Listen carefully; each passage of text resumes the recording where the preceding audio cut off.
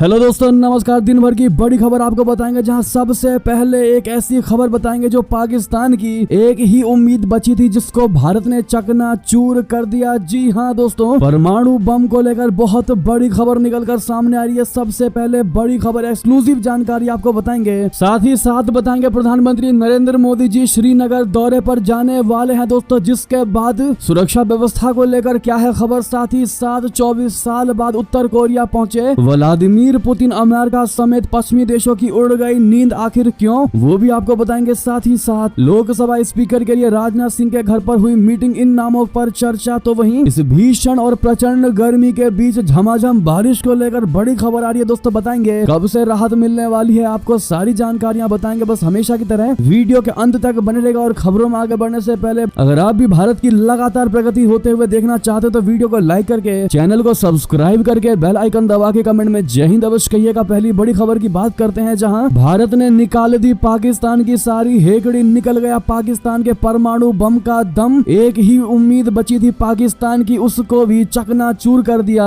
अपने भारत ने। जी हां दोस्तों, सही सुना आपने। अब पाकिस्तान के नापाक इरादे होंगे फेल। बता दे, पड़ोसी मुल्क पाकिस्तान भले ही लाख कोशिशें कर ले, लेकिन हर मामले में वो भारत से पीछे ही रहेगा। एक ही चीज थी जिसमें पाकिस्तान जो है वो खुद को हिंदुस्तान से आगे बताया करता था, अब वो चीज भी पाकिस्तान ने खो दी। जी हाँ, वो है परमाणु बम। लेकिन अब उसमें भी पड़ोसी मुल्क पिछड़ गया है। भारत ने पिछले साल 8 नए परमाणु बम बनाए हैं, जिससे आंकड़ा 172 पहुंच गया और परमाणु बम की गीदड़ भभकी देने वाले पाकिस्तान के परमाणु बम का दम निकल गया। जी हाँ दोस्तों, ये हम आपको बहुत बड़ी ब्रेकिंग और एक्सक्लूसिव जानकारी बता रहे हैं। वो पाकिस्तान ही क्या जो कंगाली के दौर में भी अपनी हरकतों से बाज आ जाए, वो पाकिस्तान ही क्या जो भारत के खिलाफ जहर उगलना छोड़ दे, वो पाकिस्तान ही क्या जो खुद को हिंदुस्तान से आगे बताना छोड़ दे, बता दें। लेकिन पाकिस्तान के दावे और हकीकत में कितना फर्क है, इसकी एक और मिसाल सामने आई है। परमाणु बम की रेस में खुद को भारत से आगे बताने वाला पाकिस्तान इस मामले में भी भारत से पिछड़ गया है। परमाणु हथियारों की संख्या के मामले में भारत ने अब पाकिस्तान को पीछे छोड़ दिया है। सही सुना आपने, पाकिस्तान को भी पीछे छोड़ दिया है अपने भारत ने। दुनिया भर के परमाणु बम पर नजर रखने वाली संस्था सिपरी ने अपने ताजा आंकड़ों में खुलासा किया है कि भारत ने पिछले साल 8 नए परमाणु बम बनाए, जिसके बाद भारत के पास परमाणु बमों की संख्या 172 हो गई, जबकि पाकिस्तान एक साल में कोई परमाणु बम नहीं बना पाया। इसकी वजह से उसके परमाणु बमों की संख्या 170 ही है। इससे पहले इमरान खान सरकार में सिरफिरे मंत्री रहे शेख रशीद ने साल 2020 में भारत के खिलाफ अपने परमाणु बमों का गुणगान गाया था। जो हमारे खबरों से लगातार डेली बने रहते हैं, जुड़े रहते हैं, डेली खबरें देखते हैं, उनको बात याद होगी कि कैसे इमरान सरकार में मंत्री रहे शेख रशीद ने पाकिस्तान के परमाणु बमों का गुणगान गाया था, जिसमें उन्होंने ये दावा किया था कि पाकिस्तान के पास पाव किलो के बम है, जिसका इस्तेमाल वो भारत के खिलाफ कर सकते हैं। इस दौरान शेख रशीद ने कई बेतुके बयान भी दिए थे, जिसमें यह दावा किया गया था कि पाकिस्तान के बम भारत में सब कुछ तबाह कर देंगे, लेकिन मुसलमानों को कुछ नहीं करेगा। पाकिस्तान ने जब बमों के बहाने भारत को धमकाने की कोशिश की, तो प्रधानमंत्री नरेंद्र मोदी जी ने भी इसका करारा जवाब दिया था, जिसमें उन्होंने पाकिस्तान को बता दिया था कि भारत के परमाणु बम दिवाली के लिए नहीं रखे हैं। अब ऐसे में आपको बता दे दोस्तों, परमाणु बमों पर नजर रखने वाली संस्था सिपरी ने अपनी रिपोर्ट में यह भी बता दिया है कि भारत के सबसे बड़े दुश्मन चीन ने एक साल में 90 बमों को तैयार किया है, जिसके उसके परमाणु बमों की संख्या 410 से बढ़कर 500 तक पहुंच गई है। सिपरी की रिपोर्ट के मुताबिक जो जानकारी निकलकर सामने आई है, हमने आपको स्क्रीन पर दिखाया है, आप देख सकते हैं। दुनिया भर में यानी पूरी दुनिया में परमाणु बमों की संख्या 12,121 पहुंच चुकी है। इनमें से 9,585 परमाणु बम सैन्य जखीरे में रखे गए हैं, जबकि 3,904 परमाणु बम मिसाइलों और लड़ाकू विमानों में रखे गए हैं। तो वहीं 2100 परमाणु बमों को ज्यादा अलर्ट पर रखा गया है। जी हाँ दोस्तों, अब ऐसे में इससे पहले पाकिस्तान बार बार इस बात की धमकी देता रहा है कि अगर भारत ने उस पर हमला किया तो वो अपने परमाणु बमों का इस्तेमाल करेगा और उसके पास भारत से ज्यादा परमाणु बम है। लेकिन अब वो इस बात का भी दावा नहीं कर सकता दोस्तों। अब पाकिस्तान यहाँ पर भी मार खा गया। भारत की मोदी सरकार ने दिखा दिया, भारत के एक एक नागरिकों ने पाकिस्तान को दिखा दिया है कि तुम्हारी यही औकात है। अब तुम्हारा जो एक उम्मीद का तार बचा हुआ था, उसको भी हमने क्रॉस कर दिया है, उसको भी हमने तोड़ दिया है। जी हाँ दोस्तों, ऐसे में लगातार भारत की हो रही तरक्की पर आपका क्या कहना है? लेकिन हमें गर्व है कि हम भारतीय हैं, कहना मत भूलिएगा दोस्तों। और साथ में मेरा भारत महान अवश्य कह दीजिएगा। साथ ही साथ आपको बता दें, प्रधानमंत्री नरेंद्र मोदी जी के श्रीनगर दौरे से पहले सुरक्षा चौकस पुलिस ने घोषित किया रेड जोन। जी हाँ, साथ में ड्रोन उड़ाने पर लगा दी पाबंदी। दरअसल अंतर्राष्ट्रीय योग दिवस के अवसर पर पीएम नरेंद्र मोदी जी श्रीनगर में रहेंगे। पीएम के श्रीनगर श्रीनगर दौरे से पहले सुरक्षा एजेंसियां काफी चौकन्नी हैं। प्रधानमंत्री नरेंद्र मोदी के श्रीनगर दौरे से पहले जम्मू कश्मीर पुलिस ने मंगलवार को शहर को अस्थायी तौर पर रेड जोन घोषित कर दिया और ड्रोन के संचालन पर भी पाबंदी लगा दी। प्रधानमंत्री के रूप में तीसरे कार्यकाल के लिए शपथ लेने के बाद जम्मू कश्मीर की अपनी पहली यात्रा के तहत मोदी गुरुवार को श्रीनगर का दौरा करेंगे। मोदी जी शुक्रवार सुबह में यहाँ SKICC में अंतर्राष्ट्रीय योग दिवस के अवसर पर मुख्य कार्यक्रम का नेतृत्व करेंगे। जी हाँ, आपको बता दें कि देश के प्रधानमंत्री के तौर पर तीसरी बार शपथ लेने के बाद मोदी जी का जम्मू कश्मीर का ये पहला दौरा होगा। मोदी जी का 20 जून को श्रीनगर आने का कार्यक्रम है और वो इसके अगले ही दिन यानी 21 जून को अंतर्राष्ट्रीय योग दिवस का नेतृत्व करेंगे। श्रीनगर में अधिकारियों ने कहा है कि तैयारियां चल रही हैं और कार्यक्रम के लिए सभी इंतजाम कर लिए गए हैं। जी हाँ दोस्तों, साथ ही साथ बता दें 24 साल बाद उत्तर कोरिया पहुंचे व्लादिमीर पुतिन। अमेरिका समेत पश्चिमी देशों की आखिर क्यों उड़ी नींद? दरअसल रूसी राष्ट्रपति व्लादिमीर पुतिन उत्तर कोरिया पहुंच चुके हैं। जी हाँ दोस्तों, इस दौरान वे उत्तर कोरियाई शासक किम जोंग उन से मुलाकात कर रहे हैं। पुतिन इससे पहले भी उत्तर कोरिया की यात्रा कर चुके हैं। हालांकि उस दौरे को 2 दशक से भी अधिक का समय बीत चुका है, यानी कि 24 साल हो चुके हैं उस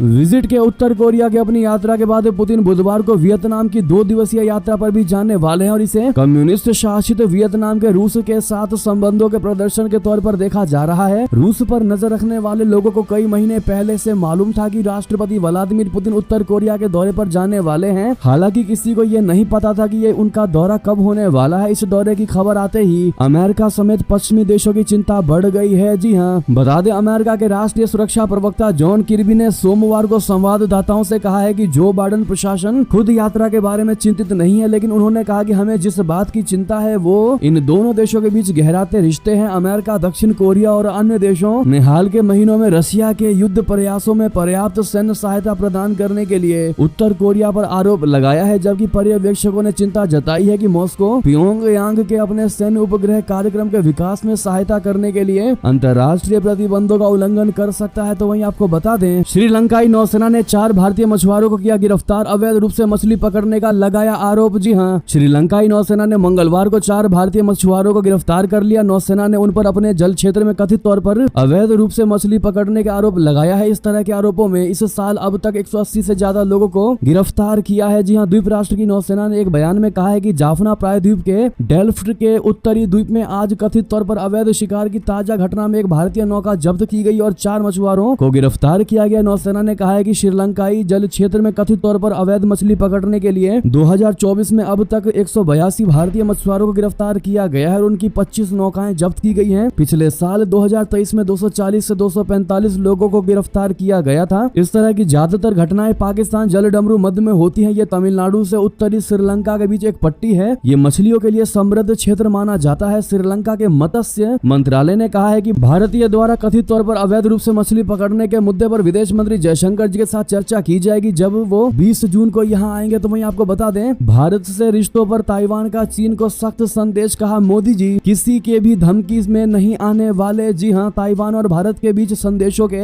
आदान प्रदान को लेकर चीन ने आलोचना की है। इस पर द्वीप राष्ट्र ने अब ड्रैगन के ऊपर पलटवार किया है। ताइवान के उप विदेश मंत्री टीएन चुंग क्वांग ने कहा है कि ना तो हमारे राष्ट्रपति और ना ही भारतीय प्रधानमंत्री नरेंद्र मोदी चीन से डरने वाले हैं। दरअसल चीनी विदेश मंत्रालय ने प्रधानमंत्री मोदी और ताइवान के राष्ट्रपति लाई चिंगते के बीच संदेशों के आदान प्रदान पर आपत्ति जताई थी। द्वीप राष्ट्र की ओर से भारत में 2024 के आम चुनावों में मोदी जी की जीत पर बधाई दी गई थी। भारत और ताइवान के बीच मजबूत संबंधों की बात पर चीन की आलोचना के बारे में ताइवानी उप विदेश मंत्री से सवाल पूछा गया। इस पर उन्होंने कहा, मुझे लगता है कि पीएम मोदी और हमारे राष्ट्रपति डरने वाले नहीं। ऐसे में अगर आप भी मानते पीएम मोदी वाकई में भारत को सुपर पावर कंट्री बनाकर ही रहेंगे, विकसित कंट्री बनाकर ही रहेंगे और वाकई में वो किसी से डरने वाले नहीं, तो लॉन्ग लिव मोदी जी कहना आप लोग मत भूलिएगा। साथ ही साथ बता दें चाइना ने दलाई लामा को धार्मिक व्यक्ति नहीं बताया है। जी हाँ, दलाई लामा कोई धार्मिक व्यक्ति नहीं है। दूर रहे अमेरिका तो ही होगा बेहतर। जी हाँ, भड़कते हुए चीन ने जमकर उगला जहर। दरअसल तिब्बती धर्मगुरु दलाई लामा और अमेरिकी सांसदों की मुलाकात पर चीन हुआ आग बबूला। बता दें चीन ने अमेरिका के शीर्ष प्रतिनिधि मंडल के दलाई लामा से मुलाकात पर कड़ी प्रतिक्रिया जताई है। चीन ने कहा है कि दलाई लामा कोई विशुद्ध धार्मिक व्यक्ति नहीं है। उसने आरोप लगाया है कि वो धर्म की आड़ में चीन विरोधी अलगाववादी गतिविधियों में लिप्त है। उसने अमेरिका से दलाई लामा से दूर रहने और तिब्बत के मामलों में दखल न देने का भी आग्रह किया है। चीन ने कहा है कि वो अपनी संप्रभुता, सुरक्षा और हितों की दृढ़ता से रक्षा करने के लिए कड़े कदम भी उठाएगा। उसका ये बयान दोस्तों हिमाचल प्रदेश के धर्म धर्मशाला में दलाई लामा से अमेरिकी प्रतिनिधिमंडल की मुलाकात के बाद आया है। इस प्रतिनिधिमंडल में नैन्सी पेलोसी भी शामिल है, जिन्हें चीन अपने सबसे बड़े दुश्मन के तौर पर देखता है। तो वहीं बता दें, ना भारत नाराज हो ना चीन दिखाए आंख। आखिर किस प्रोजेक्ट के लिए शेख हसीना को लगाना पड़ रहा है दिल्ली और बीजिंग का चक्कर, आपको बता दें बांग्लादेश की प्रधानमंत्री शेख हसीना 15 दिन में दूसरी बार यानी 21 जून को भारत दौरे पर आ रही हैं। इससे पहले 9 जून को प्रधानमंत्री मोदी जी के शपथ ग्रहण समारोह में शामिल होने वो भारत आई थी, लेकिन इस बार शेख हसीना के भारत आने की वजह कुछ और ही है। जी हां, मोदी 3.0 सरकार के गठन के बाद उनकी ये पहली आधिकारिक यात्रा होगी। भले ही कहा जा रहा हो कि दोनों देश defence partnership, cross border connectivity, trade और अन्य चीजों पर बातचीत करेंगे, लेकिन पर्दे के पीछे की कहानी कुछ और ही है। दरअसल असली मुद्दा है तीस्ता नदी परियोजना। इस प्रोजेक्ट पर चीन भी नजर गड़ाए हुए हैं, जबकि भारत इसको लेकर चिंता जता चुका है। तीस्ता नदी के अपने हिस्से की खुदाई और विकास की योजना भारत और चीन के बीच विवाद का कारण बन चुका है, वो भी ऐसे समय में जब पड़ोस में दो एशियाई महाशक्तियों के बीच मुकाबला बढ़ रहा हो। जी हां, तो वहीं आपको बता दें, जम्मू कश्मीर में खून बहाने के लिए पाकिस्तान ने बनाई 4 खतरनाक स्ट्रेटजी। चीन का गुप्त हाथ भी कैसे है इसके साथ,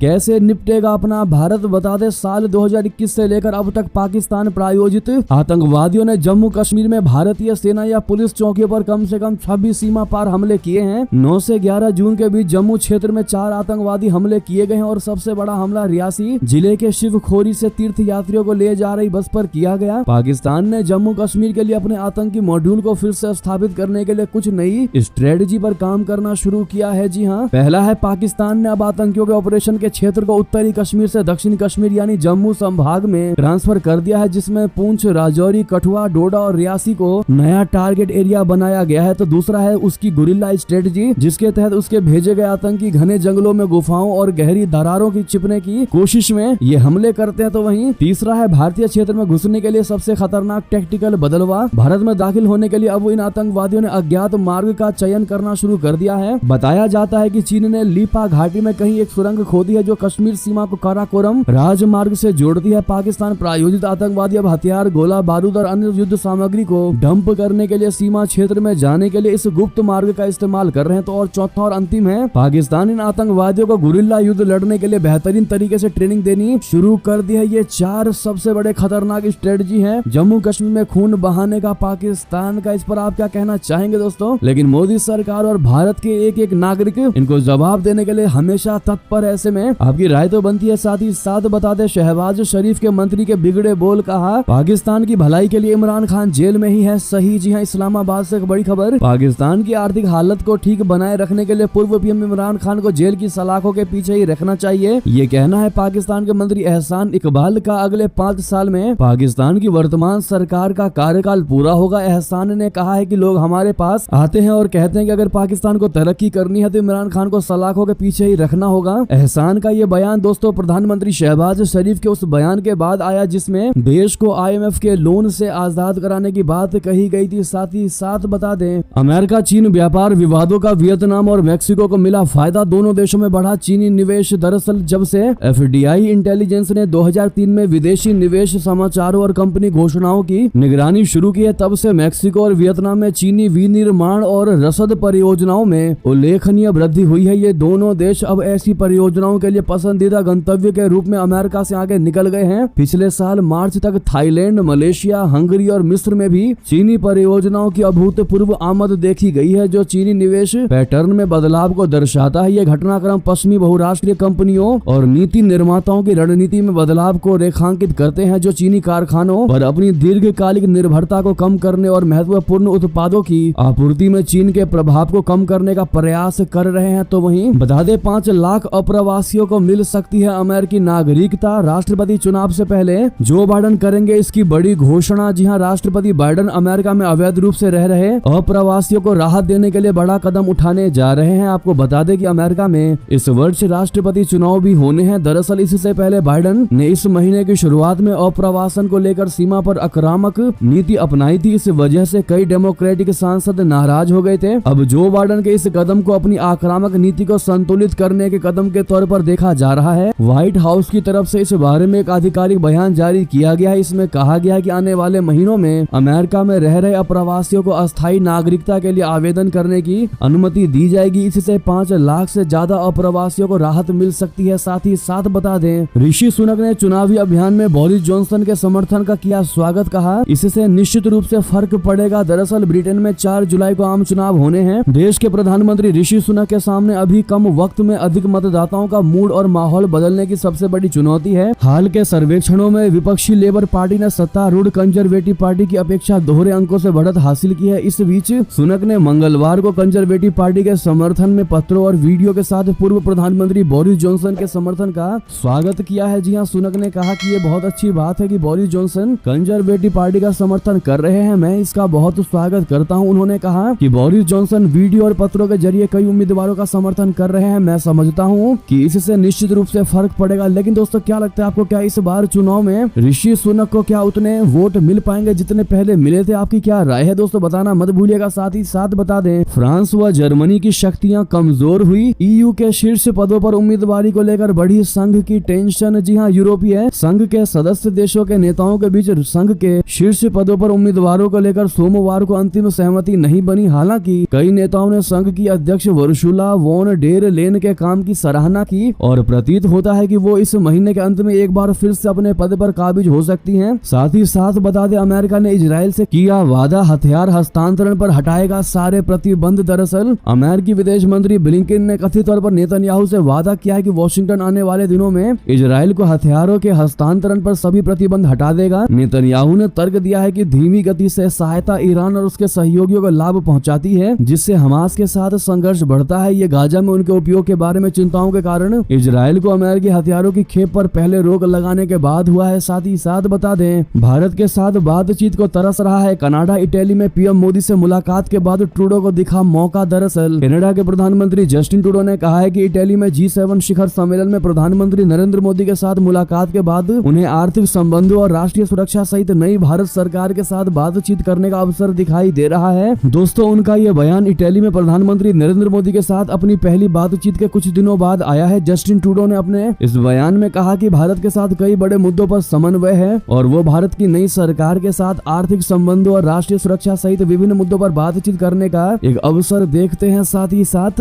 बता दें, मुंबई के 50 से अधिक अस्पतालों को बम से उड़ाने की मिली है धमकी, मच गया हड़कंप। दरअसल मुंबई के अस्पताल को बम से उड़ाने की धमकी मिली है। मुंबई पुलिस ने बताया है कि मुंबई में Jaslok hospital, Raheja hospital, seven hill hospital, इसी प्रकार से कुल 50 से अधिक अस्पतालों को बम से उड़ाने की धमकी मिली है। धमकी भरे ईमेल VPN नेटवर्क का इस्तेमाल करके भेजे गए हैं ताकि सेंडर का पता न चल पाए। मेल भेजने वाले की पहचान और धमकी का मकसद अभी तक पता नहीं चल पाया है। इससे पहले देश के 41 हवाई अड्डों को मंगलवार को बम होने की धमकी मिली थी। इसके बाद सुरक्षा एजेंसियां हाई अलर्ट मोड में आ गई थी। सूत्रों के मुताबिक ये ईमेल अपहरण करीब 12:40 पर हवाई अड्डों पर प्राप्त हुआ है। तो वहीं इतना ही नहीं दोस्तों, आपको ये भी बता दें, जयपुर में किसके निशाने पर है कॉलेज, फिर मिली बम से उड़ाने की धमकी, एक्शन में आई पुलिस। दरअसल राजधानी जयपुर में अब कॉलेज निशाने पर आ गए हैं, लेकिन सवाल ये उठता है कि आखिर इन कॉलेज संचालकों का दुश्मन कौन है। कल जयपुर के पारी कॉलेज को बम से उड़ाने की धमकी भरा ईमेल सिंधी कैंप पुलिस के पास आया तो हड़कंप मच गया। फिलहाल मौके पर बम की तलाश जारी है। साथ ही साथ बता दें, लोकसभा स्पीकर के लिए राजनाथ सिंह के घर पर हुई बड़ी मीटिंग, इन नामों की हुई चर्चा। दरअसल रक्षा मंत्री राजनाथ सिंह ने मंगलवार को संसद के आगामी सत्र के लिए सदन की रणनीति तैयार करने के लिए वरिष्ठ मंत्रियों की एक बैठक की अध्यक्षता की। इस सत्र में जहां नए लोकसभा अध्यक्ष का चुनाव होगा, वहीं राष्ट्रपति द्रौपदी मुर्मू अगले 5 साल के लिए राष्ट्रीय जनतांत्रिक गठबंधन यानी NDA सरकार का दृष्टिकोण देश के सामने रखेंगी। मीटिंग में केंद्रीय मंत्री जयशंकर जी, मनोहर लाल खट्टर, भूपेंद्र यादव, पीयूष गोयल, धर्मेंद्र प्रधान, अन्नपूर्णा देवी और किरण रिजिजू शामिल हुए। विपक्षी इंडिया गठबंधन ने अपने उम्मीदवार के लिए लोकसभा उपाध्यक्ष पद की मांग की है, जबकि भाजपा अपने गठबंधन सहयोगी को ये पद देने पर विचार कर रही है। निवर्तमान लोकसभा अध्यक्ष ओम बिरला के संभावित उत्तराधिकारी के रूप में भाजपा नेता राधा मोहन सिंह, डी पुरंदेश्वरी और भर्तृहरि मेहताब के नामों की चर्चा है। 8 बार लोकसभा सदस्य रहे वरिष्ठ कांग्रेस नेता के सुरेश संसदीय अनुभव के लिहाज से सबसे वरिष्ठ हैं और वो अस्थायी अध्यक्ष की भूमिका के दावेदार हैं। लेकिन दोस्तों, आपके हिसाब से कौन होना चाहिए लोकसभा का स्पीकर, नया स्पीकर? कमेंट में लिखकर सुझाव देना मत भूलिएगा आप लोग। साथ ही साथ बता दें, काशी की जनता ने सिर्फ